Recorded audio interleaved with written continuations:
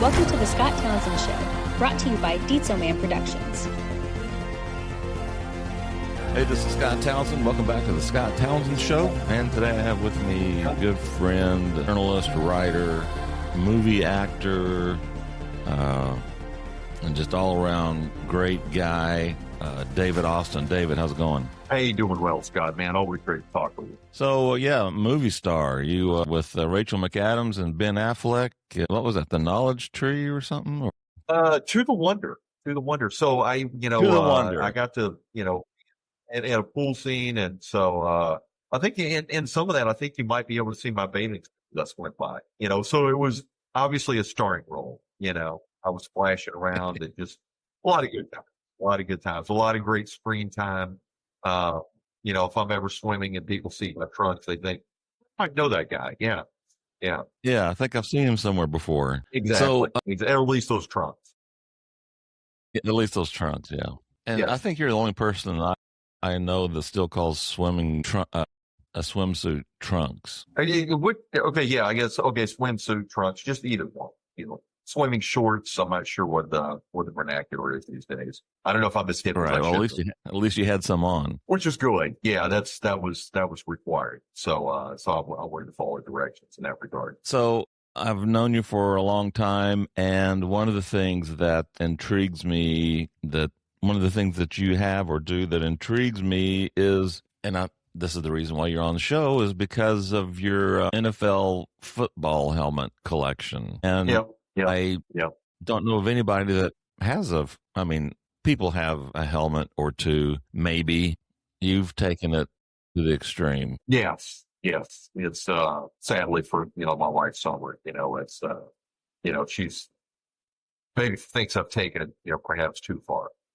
Which would probably be a valid assessment. All right. What was the first helmet you ever added to your collection, and what made you keep going after that? Yeah, so I remember as a kid, the old Sears catalogs, and they would sell. My mom would have it, and you're flipping through, and my interest, were as a kid, sports and comic books and stuff like that. So I remember, they would have like all the NFL helmets at that time. I think there were 28 teams in the league. Looking at those and just kind of being mesmerized. They just looked so cool and stuff. And I actually bought my first one when I was at KU in Lawrence, Kansas. And so it was Dolphins helmet. I've been a Dolphin fan most of my life. Great grandmother, I remember going to Kmart with her as a 5-year-old. And they had a little Dolphins helmet, a little Vikings helmet, and I like the one with the fish on it. I've been a Dolphins fan ever since. And so I think I was in downtown New Orleans with some friends, and we went by a store and they had an authentic Dolphins helmet. And I went in and decided to get in, and that was the first one. So I guess it dates back to college. And then from there, if I happen to see one, I don't know, wherever I happen to see it, before the days of eBay and stuff like that, I might pick it up. But I guess it just kind of started like that. There was no rhyme or reason to it, but it just kind of went back to those days of looking at the old Sears catalog and just kind of being fascinated by it. And, obviously once you have one helmet, you can't stop it there. So I guess that was kind of the genesis of it. Yeah. Out of all your NFL and college helmets, which one has the best story behind how you acquired it? It's funny. The first one, the Dolphins helmet that I got, there in Lawrence. Like I said, I think it was just a little store there and downtown Lawrence. And I think it was just like a little, store that didn't necessarily specialize in anything. It was just kind of, different stuff that they had acquired. And okay, so one of them's an authentic Dolphins helmet. So I remember I got that and then ended up, I graduated high school in Japan. My mom taught for the Department of Defense. And so after I graduated KU, I went back over and taught English and wrote for about a year and a half in Japan. And at that time, I had some things, from college days that were in a storage unit in Lawrence and probably paying more for the storage unit than I should have. And among the items, probably the one that I cared the most about was that Dolphins helmet. And so there I am paying my monthly fee on the storage, again, much more than I probably should have. And I remember my dad telling me, the money that I'm paying on that storage unit, they probably have my photo up there, our benefactor or whoever the owners of the storage unit were. And so, that was probably the case. But so whatever I paid for the helmet and whatever I paid for the storage was ultimately much too much. And finally I closed out the storage unit. But like I said, I probably just kept it there for that Dolphins helmet. So that was the one that started everything. And then, I've just kind of acquired some different ones, over the years, but it got to the point where I have, there's 32 teams in the NFL now. So I have all of those.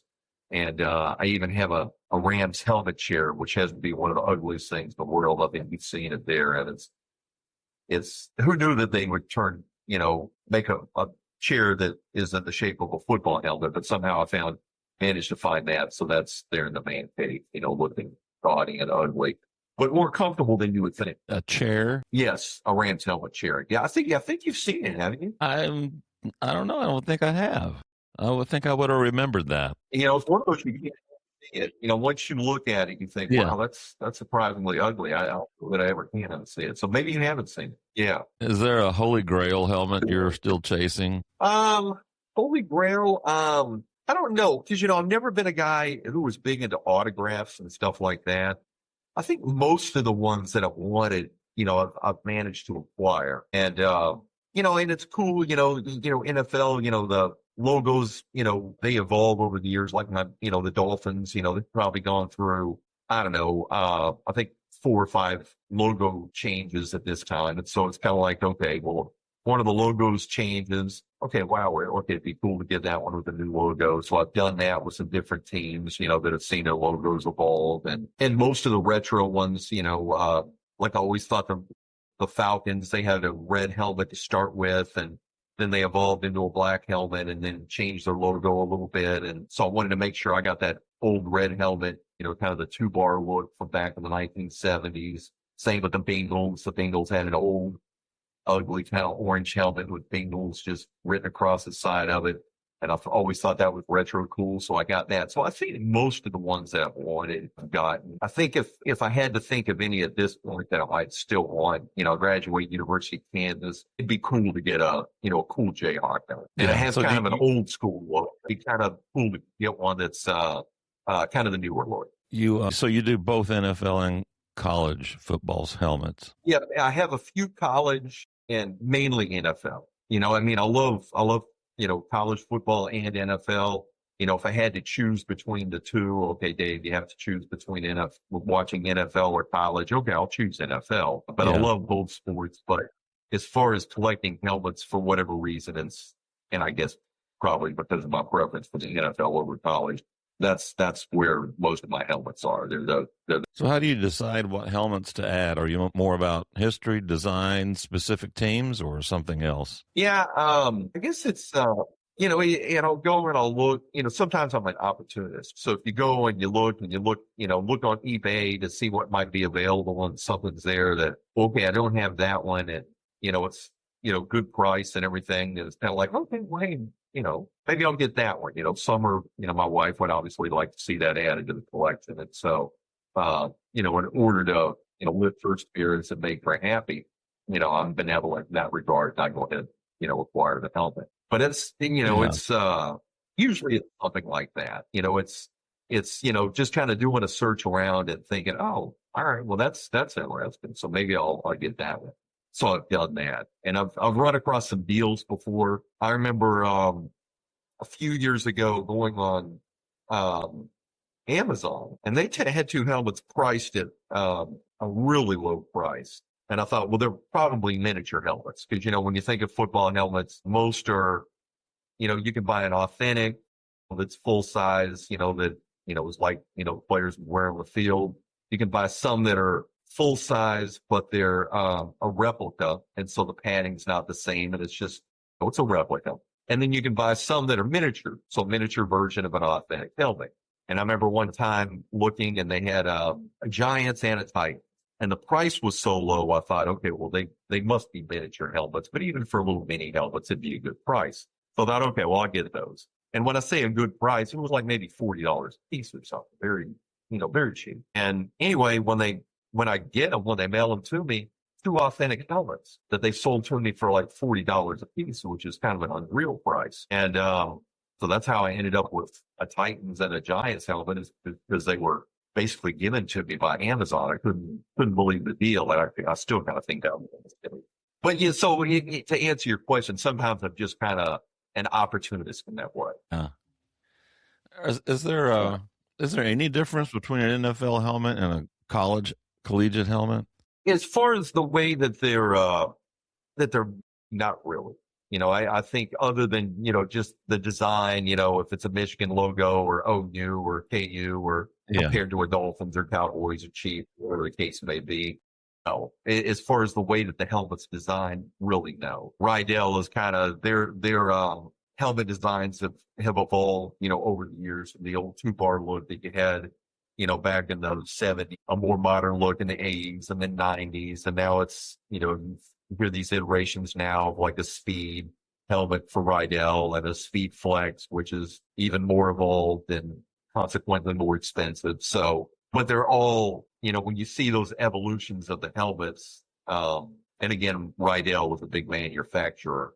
Rydell manufactures them for both the NFL and for college, and they're going to, as far as the design of the basic helmet itself, it's going to be basically the same thing. The only thing that really changes is what team it's for. Again, be it one of the pro teams or college ones. I'm sure that over the years, speaking of changes, helmet design has changed from when they first started to what they have now. They definitely have. And it's cool, and you can go on eBay or, go on a Facebook Marketplace or something like that. And people, it's like going to a rummage sale, except, obviously eBay or Facebook Marketplace just kind of opens it up to where you can, go to a rummage sale wherever you want to, as long as somebody's posting their stuff online. And you can go and you can find some of those old helmets from the 60s and 70s, if you want to get those. But then Rydell also, basically they redesigned the old helmets from the 70s and made new versions of those helmets, just recreated them, made them in the same way that they did back in the 70s. And so I got some of those because, those were some of the first helmets that I can remember seeing as a kid. And so those kind of resonated with me. And so I bought a few of those that, again, have the old 2-bar face mask and the old throwback logos and stuff like that. I always thought those were retro cool. So I have a few of those also. Do you have a favorite era of helmet design? Probably the old 2-bar. Because like I said, those are the first ones that kind of fascinated me as a kid. So, the old, if you're looking back at old game footage of Joe Namath with the Jets or, Bob Greasy with the Dolphins or, Lynn Dawson with the Chiefs or Bart Starr or whatever, a lot of times they were wearing those old 2-bar helmets. And like I said, I just always thought those were retro cool. I think of like Fred Biletnikoff wearing his old Raiders helmet, back in the 70s also, and covered in stickum and everything in Super Bowl 11 or something like that. So that kind of stuff I just always thought was real cool. So yeah, as far as design, it's probably that. And like I said, it just resonates with me because that's what initially kind of sparked my interest back in the day. If you don't mind saying so, what's the most valuable helmet in your collection, either, financially or personally? Personally, like I said, I've been a Dolphins fan, virtually my entire life. And again, I'm like my great grandmother, wouldn't probably somewhere she's laughing at me because, the Dolphins have caused me a lot of misery over the years. But I have a buddy of mine who gave me kind of an old 2-bar Dolphins helmet. And again, it's a recreation, but he's a big Dolphins fan also, and he was able to get some autographs on it of some old Dolphins players. None of it authenticated, but he was just at an event and, happened to bring his helmet with him and a Sharpie, and then he gave me that because Chuck and I have been friends for a long time. That's probably the one that means the most to me. He was kind enough to give them that, and so I appreciate it. And, Chuck and I, gone to a lot of Dolphin games together over the years with other friends of ours. So that's probably the one that resonates with me the most, as well as the first Dolphin helmet that I ever had. So those are probably the difference. And it's, I guess sell value if you will. Have you ever had to pass on a helmet and regretted it later? Just think, if there's anything I've passed on that I've Nothing really jumps out at me that much. Like I said, one of the funniest helmets that I got was the helmet chair that I have that's in my man cave is a Rams helmet chair. And like I said, over the years, sometimes, my wife, Summer, has not been elated whenever an Amazon package shows up on the doorstep or eBay or something like that. And she can tell the size of the box was probably a football helmet, and she kind of wants to throat punch me. But anyway, a friend of ours, whenever I decided, and it was probably not a great decision to get the Rams helmet chair, they had to ship it to Tulsa, and then I drove to Tulsa. I think it was at a UPS stop or something, and I loaded it into my car, and then I drive it home. So anyway, at that time, a friend of ours he had sold his house, and he hadn't closed on the new house yet. So he was, staying with us a few days, just before he moved into his new house. And so anyway, he happened to be there at the time that I bought the Rams helmet chair. So I go to Tulsa, pick up the Rams helmet chair. I drive back to Bartlesville, and Rams helmet chair, big, it's a chair. Oh, it bulky. So I'm taking it out of the car and everything. And I think, okay, well, I need to get his help. I asked, hey, can you help me unload something? So he goes up and he looks at me and looks at the Rams helmet chair, and he says, what have you done? He said, something's going to kill you. I thought, yes, you probably will. But if you can help me load it anyway, that'd be great, or unload it. So we managed to get it down the stairs and everything and set up in there in the man cave. Summer didn't notice it for a day or two. And finally she did notice it. And I just sheepishly said, well, it's a good addition to the man cave. And, it's not like I'm going to try to bring it up into the living room or, into the, dining room or something to where a guest is. It's kind of quarantined down here. And so she, reaction wasn't as bad as I thought it might be. She was much more understanding than I ever would have imagined. I appreciated that. But my friend, he was nervous for my safety. Knowing that, Summer had put up with a lot as part of the helmets, and now I was getting a helmet chair. He thought, well, this could be it.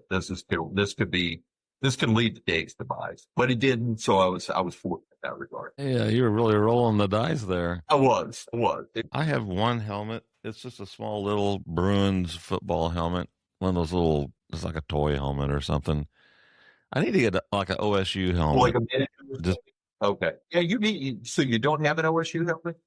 No, I need to get one. How much can I expect to pay for just just an average, ballpark? Give me a ballpark figure what I can anticipate paying. For an OSU, I mean, you might be able to get it for 125, 150 or something like that off the eBay. If you got a replica, maybe even less. So I don't think it'd be too bad. And they have a lot of cool designs. I've seen the OSU with the pistol P. They have, OSU's been really creative with some of their helmet designs. So I bet you could find a pretty cool one for a decent price. I think you could proudly display. Yeah. So okay, you said people will make, do you buy the helmets that are actually used by these players, or? I'm trying to think if I have a game used helmet. I don't know that I have a game used. Most of mine are authentics as opposed to replicas, but you can buy either one depending on what your preference is. Okay. And really the big difference between an authentic and a replica is the padding. I mean, you can look inside a helmet and see, okay, well, that's an authentic because the padding is the way it should be it for a 70s era or 80s or 90s or present day. Or look inside and it's more of just kind of a cheap foam for the replica. The shell itself is generally about the same as what you would see for a regular helmet, but it's the padding that usually is the indicator of whether it's authentic or replica. Unless you were planning to wear the helmet or something, or you just get a replica and you're good. Yeah. I've heard that they have new technology for helmets to help prevent concussions and stuff like that. Is that right? They definitely got better. When you talk about those old 70s, where it was what they call suspension helmet, and it was very little in the way of padding. And so that's evolved, greatly. You can see where they offer much more protection these days than they did back in the day. And even going into the 80s and stuff, they had evolved to where the padding was a lot better. So I think from a safety standpoint, they've certainly got better. And then, from the safety standpoint of football, obviously there've been changes to the rules of the game to make it more safety focused to where you're not having to worry near as much about head falling. Is there a place? Do you have these helmets? Have you posted pictures of them online where people can look at them, or not? I don't think I have. Maybe I need to somehow. Put some on Facebook or something. I know you've seen them just being there in the man cave and everything. But no, I don't think I have. Huh? That'd be cool. Yeah. Well, obviously they're voice will probably need to, show them off a little bit. Yeah, I'm sure Summer would want everyone to see her collection. Of course. Of course. Yeah, that she's living her best life. Yeah. And you're so magnanimous to let her collect these helmets like that. I try to be a giver. Yeah. Yeah. Like I tell her, I'm not sure what she did in a previous life to deserve all this, but obviously it was really, really good. Well, Dave, always good to talk to you. Hey, always great talking with you, Scott. Like I said, you're welcome to the man cave anytime, and we do lunch games. Good. I want to see this chair. Yeah, it's like I said, it's as ugly as it is. It's much more comfortable. Yeah, you'll have to send me a picture of that one for sure. Absolutely. Again, well, a showpiece for someone. Her throne. It is. It is. No question. Yes. Every queen needs a throne. Yes. Yeah. Well, for David Austin, thanks for joining us, Dave. It's been fun. Let's do it again sometime. Hey, that sounds good, Scott. Anytime. Always great talking with you. Well, so for David Austin, this is Scott. Thanks for listening to the Scott Townsend Show. Have a great day. Everything's going to be all right. And we'll talk to you later. For more episodes, visit the Scott Townsend Show YouTube channel, listen on Apple Podcasts, or wherever you listen to your favorite shows.